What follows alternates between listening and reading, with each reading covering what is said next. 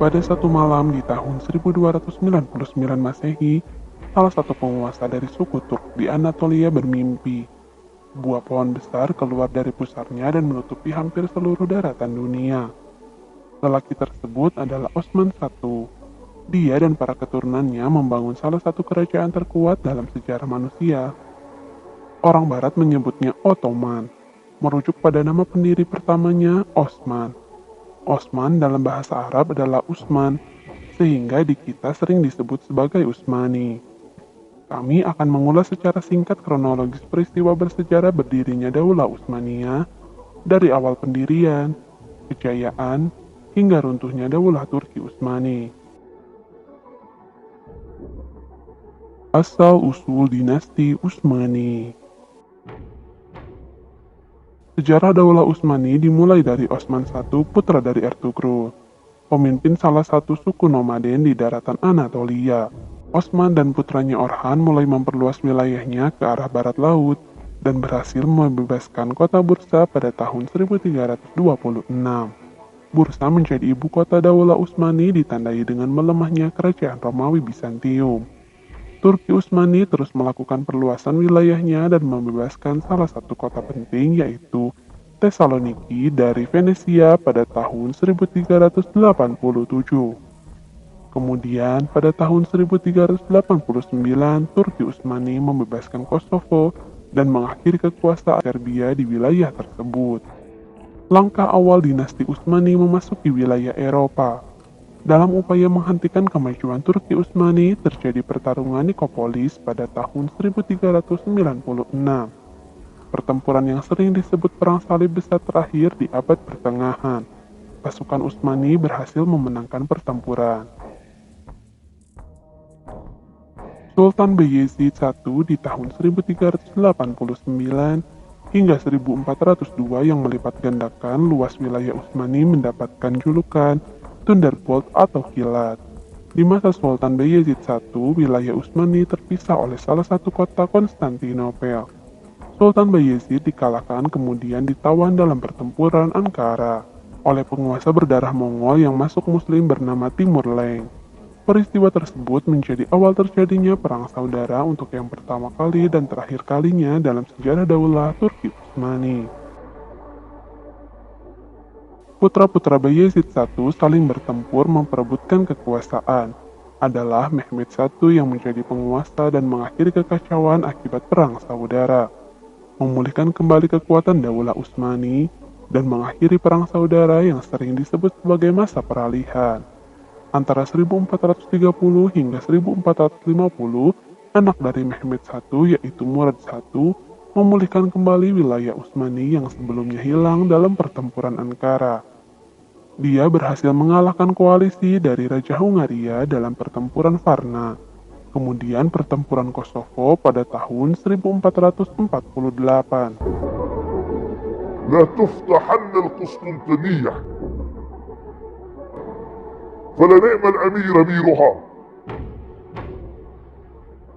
ونعم الجيش ذلك الجيش.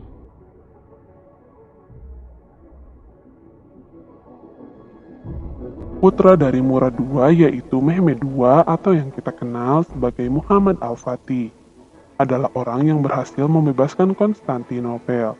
Kota yang terkenal paling memiliki tembok kokoh dan bertahan dalam berabad-abad serangan. Pada 29 Mei 1453, ketika dia berusia 21 tahun, Mehmed II berhasil membebaskan Konstantinopel. Mehmed II kemudian mengganti nama Konstantinopel menjadi Istanbul. Kota yang kita kenal sekarang bernama Istanbul dan menjadikan kota tersebut sebagai ibu kota Utsmani. Kota yang menjadi pusat pelabuhan dan perdagangan dari berbagai etnis. Sultan Mehmed II memerintah antara 1453 hingga 1481 dan ketika beliau wafat dan digantikan oleh anaknya Bayezid II, putra sulung sang sultan. Puncak kejayaan dinasti Utsmani. Penaklukan Konstantinopel menjadi penanda Daulah Utsmani sebagai kekuatan terbesar di Eropa Tenggara dan wilayah Mediterania Timur. Konstantinopel menjadi awal kejayaan Daulah Utsmani. Di antara abad ke-15 dan ke-16 Masehi, Daulah Utsmani memiliki pembebasan terbesar dan terluas sepanjang sejarah Daulah Utsmani. Pada tahun 1517 di bawah kepemimpinan Sultan Selim I, Daulah Utsmani menyatukan Mesir, Suriah, Saudi Arabia, dan Palestina dalam waktu yang singkat. Dengan begitu, Utsmani menjadi penguasa di Timur Tengah dan menguasai perdagangan karena tidak ada yang bisa pergi ke timur dan ke barat tanpa melewati wilayah Utsmani, dan berkembang dengan perdagangan darat antara Asia, Eropa, dan Afrika. Angkatan Laut Utsmani sangat berperan dalam mempertahankan wilayahnya dan mengontrol perdagangan. Pada masa pemerintahan Sultan Sulaiman Al-Kanuni atau Sulaiman yang Agung, yang memerintah antara 1520 hingga 1566, Daulah Utsmani mencapai puncak kekuasaan dan kejayaannya. Sulaiman, putra dari Selim I, membuat dampak dan perubahan besar bagi Daulah Utsmani. Sulaiman Al-Kanuni membuat kodifikasi hukum berupa undang-undang berdasarkan hukum Islam yang diakui oleh banyak pihak dengan sistem peradilan yang adil dan juga efisien. Sulaiman Al-Kanuni juga mewariskan pendirian dari berbagai universitas. Dia mendirikan Kesultanan Utsmani di Hungaria dan beberapa wilayah Eropa Tengah lainnya. Setelah memenangkan pertempuran melawan 21 koalisi negara Eropa dalam pertempuran Mohawk tahun 1526, dia menyatukan Baghdad dan mendapatkan kendali atas wilayah Mesopotamia. Jatuh dan runtuhnya dinasti Utsmani. Kemunduran Daulah Utsmani dimulai pada tahun 1600-an, sepeninggal Sultan Sulaiman. Dengan luasnya wilayah kekuasaan Utsmani, begitu banyak konflik yang terjadi di dalam dan di luar pemerintahan Utsmani. Dari mulai serangan dari wilayah Austria, serangan dari wilayah Persia, serta intrik di dalam pemerintahan Utsmani, membuat Daulah Utsmani sedikit demi sedikit kehilangan wilayahnya, serta beberapa sultan yang tidak secakap dan sekuat sultan pendahulunya.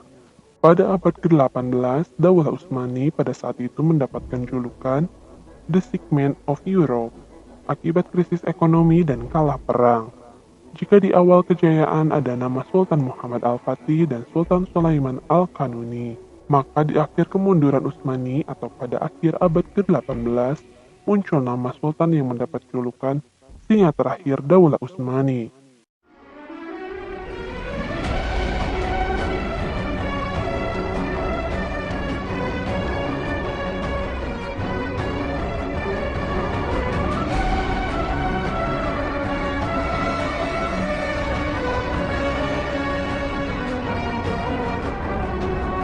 Yaitu Sultan Abdul Hamid II yang menggantikan Sultan Murad V, bertepatan dengan ketamakan negara-negara barat untuk menguasai wilayah Utsmani yang sudah mencapai puncaknya. Dia memiliki sebuah negara yang besar yang pada saat itu sedang krisis dan tegang. Abdul Hamid menghabiskan lebih dari 30 tahun kepemimpinannya dengan konspirasi internal dan eksternal, revolusi, dan perubahan yang tanpa henti. Dia mempertahankan wilayah Utsmani sekuat tenaga dan mempertahankan Palestina hingga akhir kepemimpinannya.